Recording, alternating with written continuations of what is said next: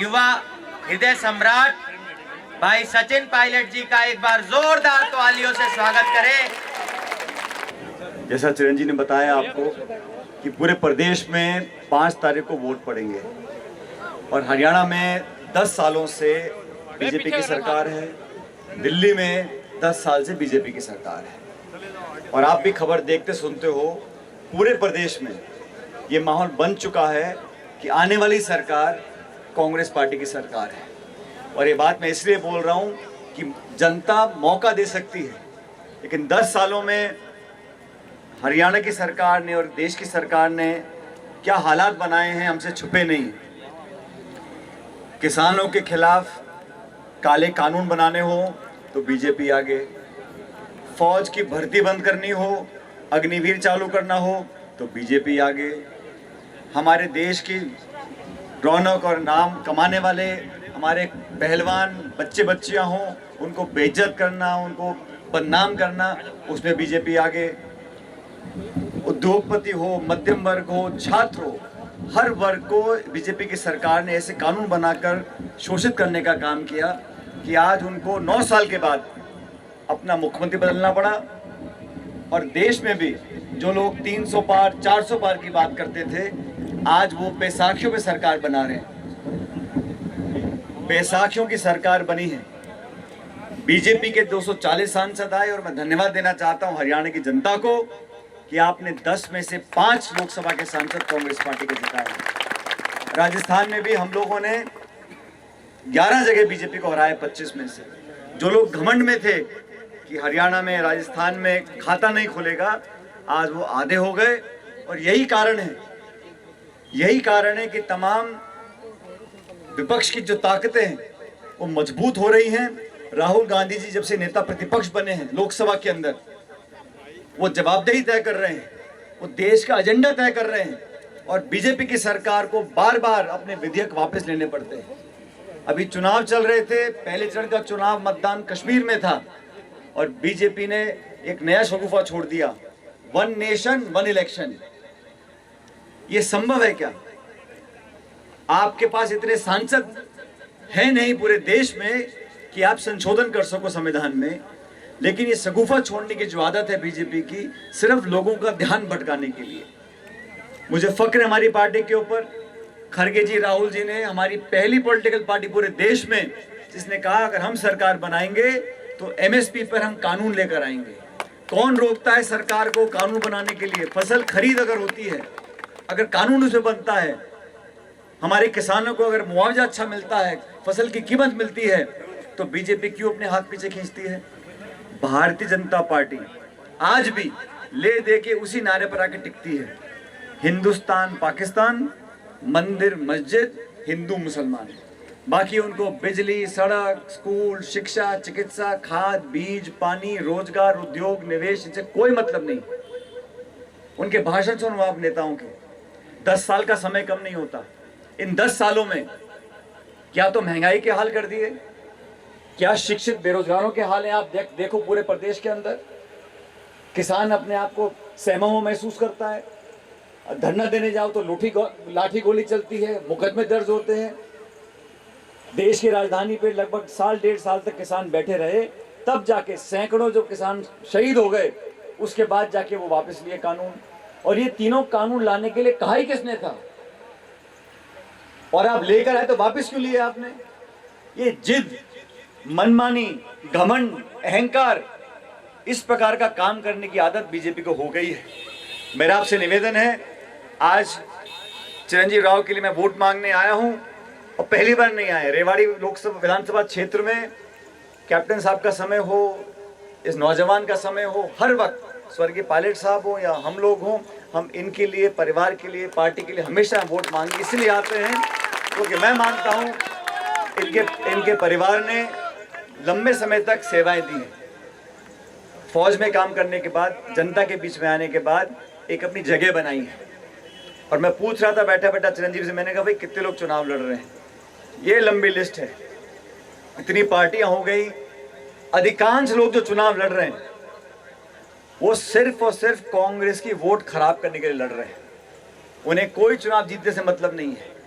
वो तो थोड़ा धन पैसा लगाकर 500 वोट, 1000 वोट, 2000 वोट खराब करने का काम करे। तो मैं आप लोगों से कहने के लिए आया हूँ, सरकार कांग्रेस पार्टी की बन रही है, इसमें किसी को दो राय नहीं है। और आप लोग समझदार लोग हो, अपने क्षेत्र का, अपने हलके का अगर आप सही मायने में विकास चाहते हो तो छोटे मोटे दलों में, निर्दलीय में, हाथी घोड़ा भैंस बकरी पता नहीं कितने चुनाव लड़ रहे हैं। यह चुनाव है बीजेपी कांग्रेस का। इसमें आपको देखना है कौन व्यक्ति, कौन सी विचारधारा, कौन सा प्रतिनिधि हमारे बीच में रहा, दुख सुख का भागीदार बनकर रहा, और अपना वोट खराब नहीं करना। वोट वहां दो जहां वोट की गिनती हो। जब राज बनेगा, महत्वपूर्ण जिम्मेदारी चिरंजीव राव निभाएंगे हमारी सरकार के अंदर, पार्टी के अंदर। आज भी राहुल गांधी जी ने उनको देश भर में जिम्मेदारी दे रखी है, हर जगह जाके अपना पार्टी का काम करते हैं। और पढ़े लिखे लोग, साफ छवि के लोग, नौजवान लोग आपकी ज़्यादा सेवा कर सकते हैं। अब मुझे कहने में कोई संकोच नहीं है, हरियाणा में जो हाल भाजपा का हो रहा है, लोकसभा चुनाव में भाजपा के कार्यकर्ताओं को लोग गांव में घुसने नहीं दे रहे थे। उनसे सवाल पूछते थे कि आप किसानों के विरोधी हो, आप संविधान के विरोधी हो, आप संविधान में संशोधन करना चाहते हो। हमारे दलित आदिवासी भाई बहनों के मन में डर क्यों पैदा हुआ? क्यों बार बार भारत बंद करना पड़ता है? क्यों बार बार प्रधानमंत्री और बीजेपी के नेताओं को सफाई देनी पड़ती है कि हम संविधान को नहीं बदलेंगे, हम आरक्षण से छेड़छाड़ नहीं करेंगे?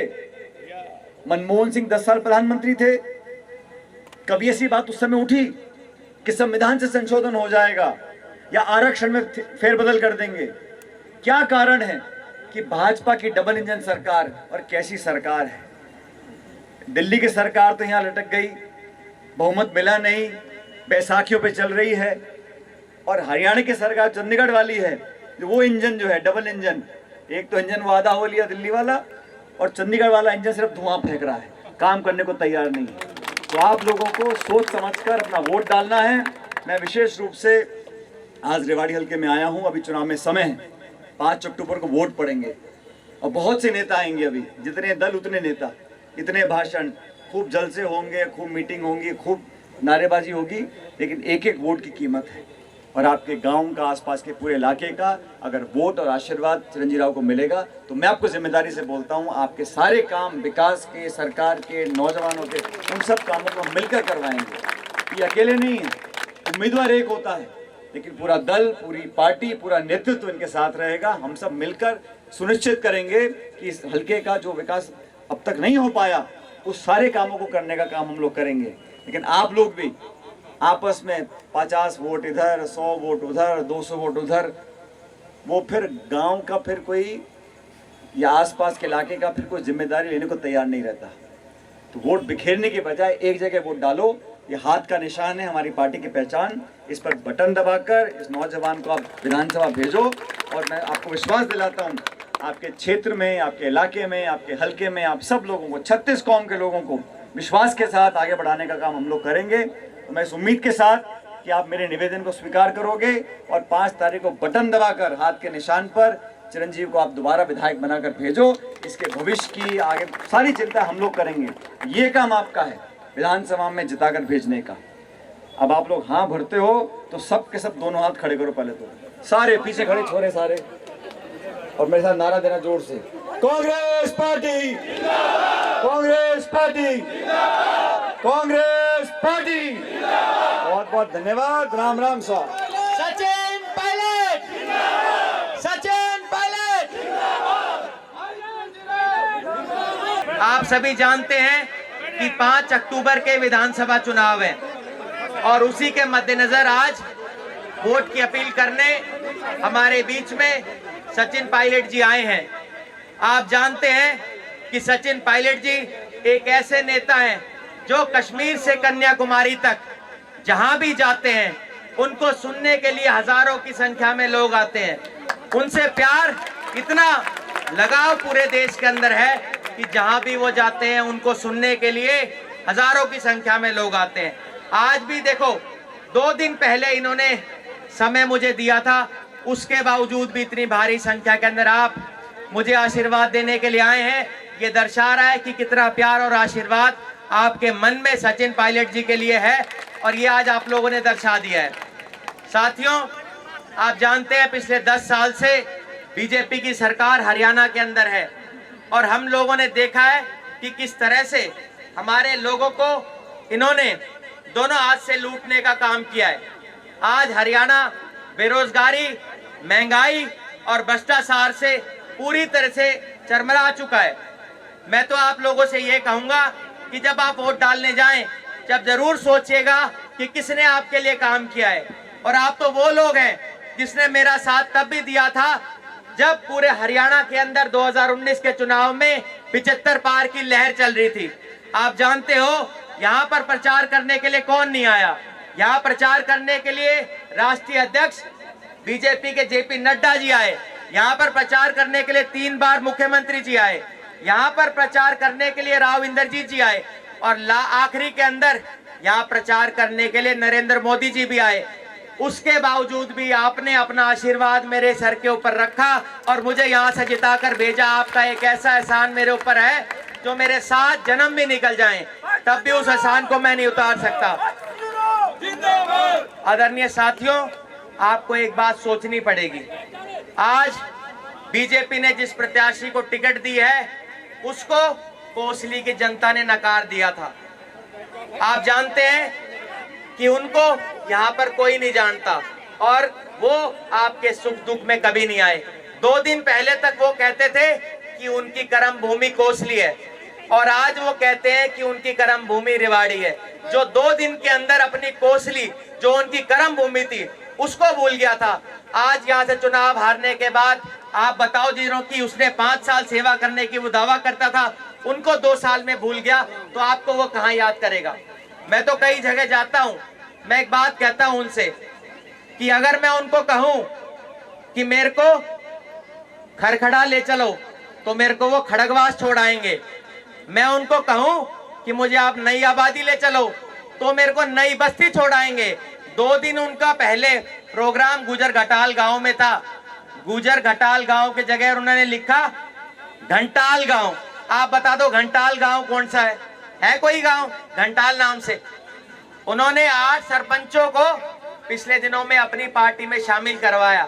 उनमें से 2 जो सरपंच थे वो पता किन गांव के थे? छुरियावास और ढालियावास के। आप मुझे बता दो, छुरियावास और ढालियावास क्या रेवाड़ी विधानसभा के अंदर है? बताओ आप मुझे। बावल विधानसभा के अंदर जो गांव है उनको भी शामिल करा के वो बता रहे हैं कि मेरे सरपंच मेरे साथ लग रहे हैं। तो मैं तो आप लोगों से यही कहूंगा कि 5 अक्टूबर को आपकी देखी हुई पार्टी है। आपने मेरा काम देखा है, मेरे दादाजी का काम देखा है और कप्तान साहब का काम देखा है। आप हमारे काम पे वोट करो। आधी रात को भी आप याद करते हो तो आपके बीच के अंदर कौन खड़ा मिलता है? मैं मिलता हूं ना? बताओ आप मुझे। तो आप लोगों से मैं तो यही कहूंगा कि 5 अक्टूबर को एक एक वोट हाथ के निशान पर लगाकर अपने बेटे, अपने भाई को विजय बनाएं।